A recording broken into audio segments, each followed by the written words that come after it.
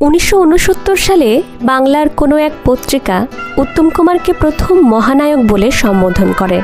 জনসাধারণের কাছেও তিনি মহানায়ক হয়ে ওঠেন। বাংলায় নকশাল আন্দোলনের জন্য রাজনৈতিক পরিস্থিতির জেরে জনজীবন উত্তাল হয়ে উঠছিল, যার জেরে ক্ষতি হচ্ছিল বাংলা সিনেমারও।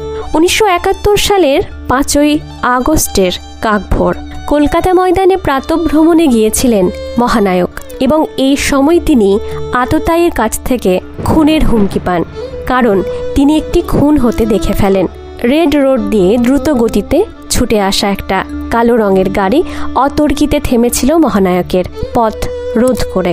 গাড়ি থেকে নেমে কতিপয় সন্ডা মার্কা লোক রীতিমতো শাসানির সুরে তাকে সতর্ক করে বলেছিলেন, উত্তমদা, আপনি কিন্তু কিছুই দেখেননি। আতঙ্ক ও উত্তেজনায় শরীর কাঁপছে মহানায়কের। শ্রাবণী ভোরেও তিনি ঘেমে একসা।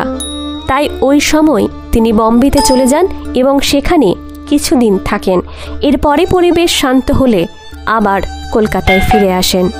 নকশাল আন্দোলনের উদ্দাম ঝাঁঝে উত্তাল তিলোত্তমা।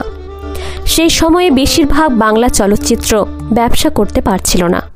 এর মধ্যেও উত্তম কুমারের ছবি দিব্যি চলছিল, যেমন মঞ্জরি অপেরা কলঙ্কিত নায়ক, নিশিপদ্ম ছদ্মবেশী, এখানে পিঞ্জর, ধন্যী মেয়ে, জীবন জিজ্ঞাসা, স্ত্রী, মেম সাহেব, বনপলাশের পদাবলী, রৌদ্র ছায়া, অমানুষ, মৌচাক, অগ্নিশ্বর, সন্ন্যাসী রাজা প্রভৃতি ছবি, যেগুলো দুর্দান্ত সাফল্য পেয়েছিল।